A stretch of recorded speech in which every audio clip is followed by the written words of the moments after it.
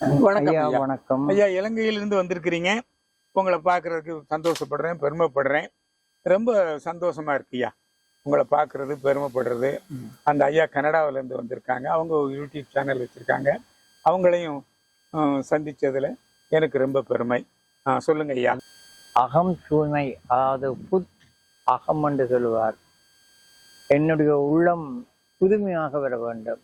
எல்லா கழிவுகளும் மற்ற தூய்மையான நிலையில் இருக்கின்ற போது இது மிக சிறப்பாக செயற்படும். இது புத்தர் கண்ட ஒரு உண்மையும் கூட. இதை பற்றி என்ன நினைக்கிறீர்கள்? ஐயா, புத்தர் மிகப்பெரிய சித்தரியா.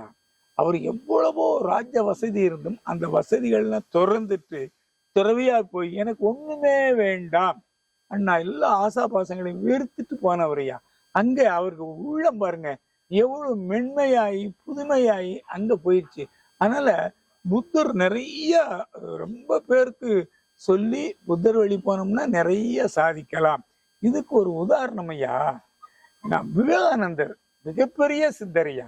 விவேகானந்தர் பத்தி உங்களுக்கு தெரியும், மிகப்பெரிய சித்தர்.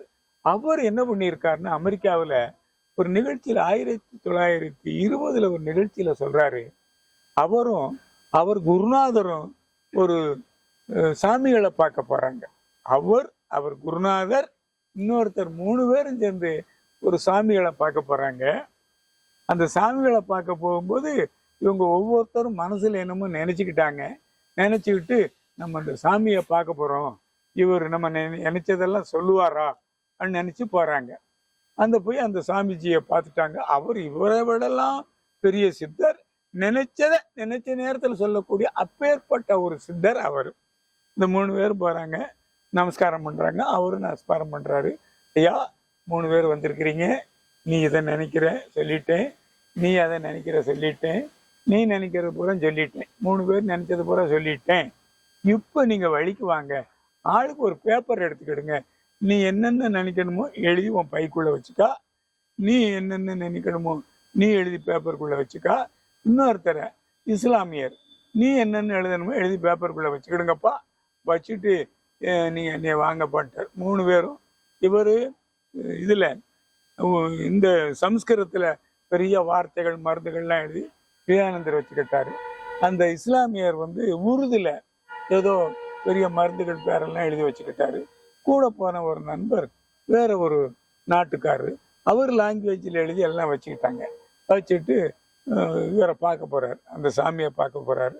அவர் சொல்லிட்டார், சரிப்பா ரொம்ப சந்தோஷம், இந்த பேப்பரை விவேகானந்தரை பார்க்குறாரு. விவேகானந்தர், நீ அந்த பேப்பரை எடுத்து படிங்கிறார். விவேகானந்தர் படிக்கிறாரு, இத்தனாம் தேதி இத்தனை மணிக்கு இந்த குருஜியை நான் பார்க்க வருவேன், இந்த விஷயமா நான் வருவேன் எழுதி அதை அவர் படிக்கிறாரு. அவருக்கு முன்னால அவர் எழுதும்போது ஒன்றும் தோணலை. அப்புறம் நீ உருதுல நீ சமஸ்கிருதத்தில் எழுதுன்னு எனக்கு தெரியாதுன்னு நினைக்கிறியா, இவர் என்ன எழுதியிருக்காரோ அப்படியே படிச்சு காட்டிட்டார். அவர் இன்னொரு இஸ்லாமிய நண்பர் உருதுல எழுதியிருக்காரு. உருதுல எழுதி இவருக்கு தெரியாத பல மருந்துகளை பேரெல்லாம் எழுதி வச்சிருக்காரு. நான் இன்றைக்கு குருஜியை பார்க்க வருவேன், இத்தனை மணிக்கு நான் எழுதினதை நானே படிப்பேன், இவருக்கு தெரியாதுன்னு நினைச்சு இதையெல்லாம் எழுதினேன், அவர் ஏன் வாயாலேயே சொல்றார், இதை நான் சொல்றேன்னு அவர் சொல்லிட்டார். இன்னொரு நண்பர் இருக்கு பாத்தீங்களா, அவர் இன்னொரு லாங்குவேஜ்ல என்ன அவர் எழுதுறாரு, அவர் வாயாலே இவர் சொல்லிட்டாரு. பிறகு இவங்களுக்கு சந்தேகம் தெரிஞ்சிருச்சு, ஐயா இன்னி இந்த சுவாமிஜியை நம்ம வெல்ல முடியாது, நாங்க தோத்து போயிட்டோம், மன்னிச்சிருக்கேன். அதுதான் உங்களுடைய ஆழ்மனம். அந்த விவேகானந்தருக்கும் இந்த இஸ்லாமிய நண்பரும் இன்னொருத்தரும் இப்படி வருவாங்க, இத்தனை மணிக்கு வருவாங்க, நம்மளை சோதிப்பாங்கன்னு அவர் ஆழ்மனம் சொல்லிருச்சு பாத்தீங்களா. இது மாதிரி அவர் இந்த ஆல்பா ஸ்டேஜை விட இன்னொரு ஸ்டேஜுக்கு போயிட்டாரு, தீட்டா ஸ்டேஜுக்கு போய் அதுல இருந்து அவர் செயல்படுறாரு.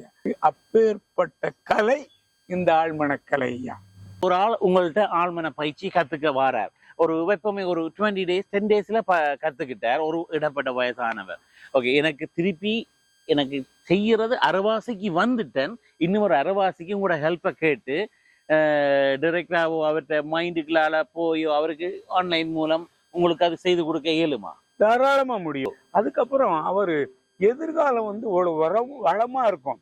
அதாவது இப்ப விருதுநகர்ல இந்தியாவுல தமிழ்நாட்டுல விருதுநகர்ல டைனமிக் பிரெயின் ஸ்கூல்னு உங்களுக்கு நல்லா தெரிஞ்சிருச்சு.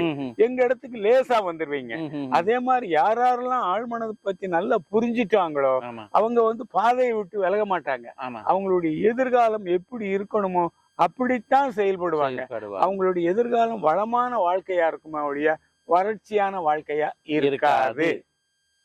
ஆமா ஆமா. அடுத்தது வேற என்ன ஆழ்மனத்துல ஸ்பெஷலா சொல்ல விரும்புறீங்க? நிறைய சாதிக்கலாம்.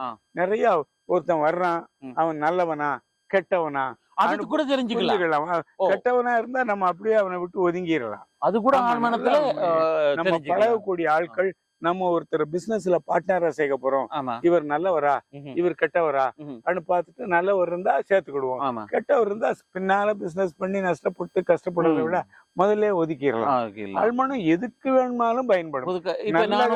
நல்ல ஒரு இப்ப ஐயா இப்ப நான் ஒரு நான் ஆழ்மனம் கத்துக்கிட்டு நான் புதுசா ஒரு காலேஜுக்கு போறேன், இல்லாட்டி புதுசா ஒரு இடத்துக்கு வேலைக்கு போய் பழக போறேன், கொஞ்சம் க்ளோஸா பழக போறேன். அப்படி என்றாலும் நான் ஆழ்மன ரீதியில திங்க் பண்ணி பார்த்து இவரோட நான் பழகுறது நல்லதா கெட்டதான்றதை தெரிஞ்சுக்கலாம். அது உங்க ஆழ்மனம் அங்கதான் கொண்டு போகும். நல்லவங்க வரத்துக்கு தான் கொண்டு போகும், கெட்டவங்க வரத்துக்கு கொண்டு போகாது, ஒதுக்கிடும்.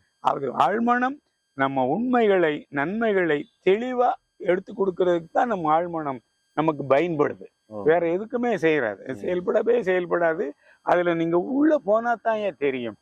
அந்த ஆழ்மனத்துக்குள்ள போகும்போது அற்புதமான காட்சிகள் கிடைக்கும். சொர்க்கலோகத்துல இருக்கிற மாதிரி இருக்கும். அங்க நம்ம தேவாமிர்தம் சாப்பிடுற மாதிரி அந்த ஆழ்மனத்தினுடைய நிகழ்வுகள் பூரா ரொம்ப நடந்துகிட்டே இருக்கும். நான் நிறைய இடங்கள்ல ஆழ்மன பயிற்சி நடத்தியிருக்கேன் இல்லையா, அவங்களாம் அவ்வளவு தூரம் அனுபவிச்சிருக்காங்க. சேட்டை பண்ற பிள்ளைகள் பூரா சேட்டை பண்ணாம நிறுத்திட்டாங்க. எப்பத்தாலும் போன் பண்ணிக்கிட்டு பார்த்துக்கிட்டே இருப்பாங்க. அந்த குழந்தைகள் அதை மறந்துட்டாங்க. தேவையில்லாம இந்த ட்ரிங்க் பண்றது, தேவையில்லாத கேலி பண்றது, கிரிட்டிசைஸ் பண்றது, இந்த மாதிரி பிள்ளைகள்லாம் அவங்களுடைய ஆழ்மனம் அவங்கள உணர வச்சிருச்சு. தப்பு செய்யற, பண்ணாதே, நீ எவ்வளவு நேர்மையானவன், ஒழுக்கமானவன், நல்லவன், நல்ல விஷயத்துல செஞ்சு செயல்படுன்னு அந்த ஆழ்மனம் அவங்களுக்கு சொல்லி கொடுத்து அவங்க தவறே பண்ண மாட்டாங்க. அப்பேற்பட்ட மனம் ஆழ்மனம். இவ்வளவு நேரமும் எந்த வீடியோ நீங்க பார்த்ததுக்கு நன்றி. எனக்கு இந்த மெசேஜை தந்த வி.கே. ராமசாமி ஐயா, உங்களுக்கு நான் நன்றி சொல்ல கடமைப்படுத்திருக்கிறேன். பொக்கிஷமான நிறைய விஷயங்களை நீங்க எனக்காக டைம் ஒதுக்கி தந்திருக்கிறீங்க. நன்றி. வணக்கம் ஐயா. வணக்கம்.